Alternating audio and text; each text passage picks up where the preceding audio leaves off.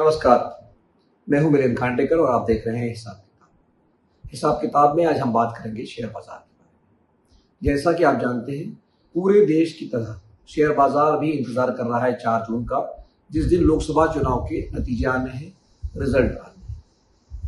Share बाजार 2 हफ्ते पहले इस बात को लेकर चिंतित हो गया था कि चुनाव का रिजल्ट क्या होने जा रहा है, क्या बीजेपी दोबारा चुनकर आएगी या नहीं आएगी। फिर इसके बाद गृह मंत्री अमित शाह और प्रधानमंत्री नरेंद्र मोदी ने अलग अलग इंटरव्यू दिए और उन्होंने दावा किया कि बीजेपी एक जीत रही है, बम्पर जीत रही है और शेयर बाजार भी रिकॉर्ड ऊंचाई पर पहुंच जाएगा जब 4 जून को नतीजे आएंगे। तो इन बयानों का असर कहिए या इसके बाद में जो घटनाएं हुई है उसके बाद से पिछले हफ्ते भर में शेयर बाजार कुछ हद तक संभला है। हालांकि उसकी 2 मुख्य वजह रही है। पहली वजह रही कि रिजर्व बैंक ऑफ इंडिया ने भारत सरकार को 2,11,000 करोड़ का रिकॉर्ड डिविडेंड देने की घोषणा की है। मतलब सरकार के खजाने में एक तरह से छप्पर फाड़ कमाई हो गई है 2 लाख करोड़ से ज्यादा की। और दूसरी बात यह भी हुई कि जो विदेशी निवेशक बाजार में बिकवाली कर रहे थे वो बाजार में लौट आए। इससे शेयर बाजार पिछले हफ्ते भर में बेहतर हुआ है। लेकिन अभी भी सबकी निगाह लगी हुई है कि 4 जून को क्या होगा। तो 4 जून से पहले मैं आपको बता दूं कि 1 जून को यानी अगले शनिवार को एग्जिट पोल आएंगे और 4 जून को रिजल्ट आएंगे। लेकिन चूंकि 1 जून को शनिवार है, 2 जून को रविवार है, तो पहली बार जो बाजार का रिएक्शन देखने मिलेगा एग्जिट पोल को लेकर वो होगा 3 जून को और रिजल्ट तो आएंगे 4 जून को। तो आज हम बात करेंगे कि आखिर 4 जून को क्या होने जा रहा है या 4 जून के बाद क्या होने जा रहा है शेयर बाजार। तो देखिए, अभी तक 2 रिपोर्ट पिछले हफ्ते आई है शेयर बाजार को लेकर कि शेयर बाजार में क्या हो सकता है।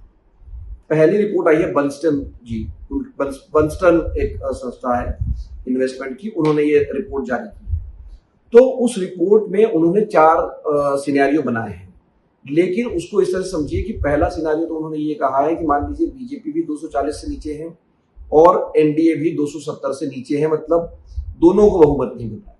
तो उनका कहना है कि तब सरकार जो भी बनेगी वो ये जो कैपेक्स यानी कि जो सड़क, एयरपोर्ट, रेल, यहाँ पर जो सरकार खर्चे करके जो विकास कार्य कर रही है उस पर ब्रेक लग जाएगा और फ्रीबीज मतलब रेवड़ी कह लीजिए या जो लोगों को पैसे बांटने का चलन बढ़ सकता है।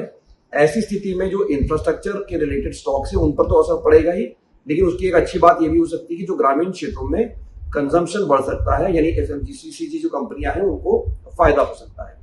लेकिन जो दूसरी सिनेरियो उन्होंने मतलब लेकिन उनका ये कहना है कि जो पहला सिनेरियो, जबकि बीजेपी को बहुमत नहीं मिल रहा है, जब एनडीए को बहुमत नहीं मिल रहा है, तो बाजार जब 1 साल का रिटर्न आप देखेंगे तो वो बहुत नेग्लिजिबल होगा, मतलब ना के बराबर होगा, आप ये कह सकते हैं। लेकिन उन्होंने 2 और सिनेरियो पेंट किए हैं। एक सिनेरियो ये है कि बीजेपी को बहुमत ना मिले लेकिन एनडीए को मिल जाए। तो पहले सिनेरियो की तरह ही उनका अनुमान ये है कि दूसरा सिनेरियो होने पर भी भारी प्रॉफिट बुकिंग हो सकती है बाजार में, मतलब लोग अपने शेयर बेच सकते हैं।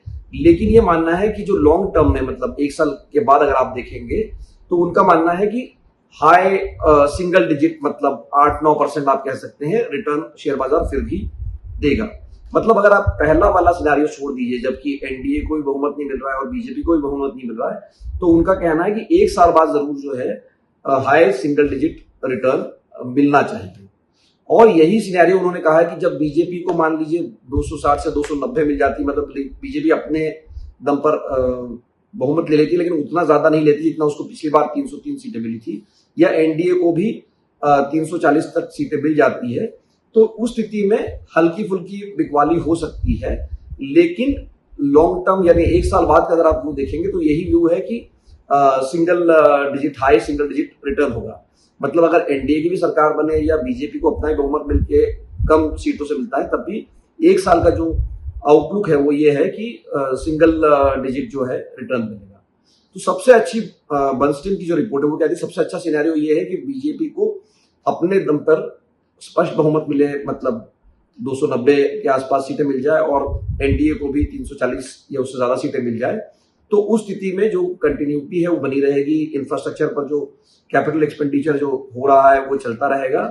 और इस सूरत में हो सकता है, उन्होंने 2 सिनेरियो बनाए हैं कि बाजार में तुरंत मतलब 4 जून को एक रैली आ सकती है और इस रैली के बाद में फिर से प्रॉफिट बुकिंग हो सकती है। लेकिन जो मैंने कहा ना, जो 4 सिनेरियो बनाए हैं, पहला वाला सिनेरियो जब न बीजेपी को बहुमत है न एनडीए को बहुमत है, तब तो ये कह रहे हैं कि बाजार में भारी बिकवाली हो जाएगी और एक साल बाद भी जो है निग्लिजिबल भी है, बहुत कम रिटर्न मिलेंगे।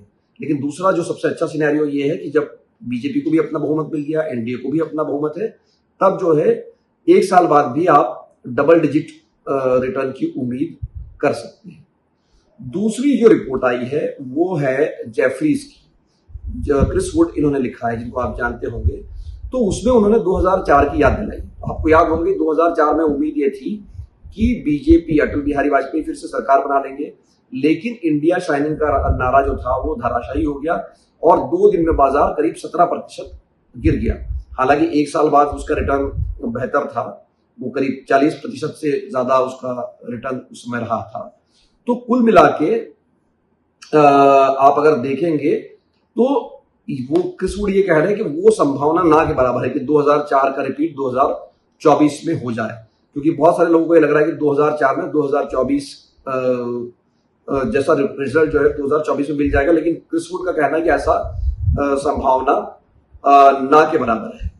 उन्होंने हालांकि एक और चीज कही है, जो कि उन्होंने कहा कि बाजार की जो चिंता के कारण है कि अगर बीजेपी सरकार में आ भी जाती है तो बाजार के लिए चिंता का कारण भी जो बना हुआ है कि जब बजट आएगा जुलाई में, तो वो उन्होंने एक रिस्क ये बताया है कि जो long term capital gain tax है, जो कि अभी 10% पर है, तो उसकी अवधि बढ़ाई जा सकती है शेयर बाजार के जो निवेशक उनके लिए।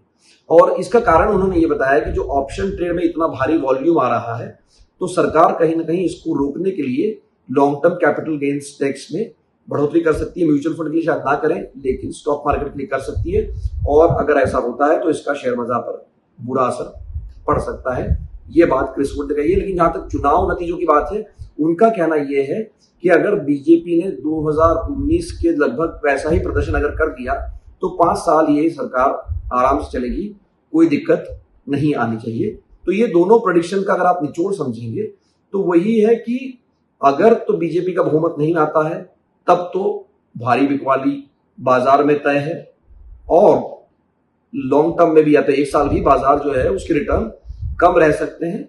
लेकिन दूसरा जो सबसे बेस्ट सिनारियो ये है कि बीजेपी 2019 की तरह प्रदर्शन कर दे और तुरंत एक रैली आ जाएगी बाजार में। और दूसरी चीज होगी वो ये होगी कि उस रैली के साथ साथ कि पूरे एक साल के भी जो रिटर्न की उम्मीद बर्नस्टीन ने उम्मीद जाहिर की है, बर्नस्टीन ने, उनका कहना है कि हाई सिंगल डिजिट हो सकता है एक साल का रिटर्न, या डबल डिजिट में भी हो सकता है।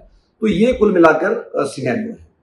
लेकिन हम जब अब देखते हैं कि पहले जब चुनाव का दिन था उस दिन क्या हुआ, तो आप पाएंगे कि 2004 में बाजार धड़ाम से गिर गया क्योंकि बीजेपी की सरकार नहीं बनी। 2009 में जब कांग्रेस की सरकार रिपीट हुई तब बाजार एकदम चढ़ गया उस दिन, मतलब बहुत 17% लगभग बाजार उस दिन चढ़ गया।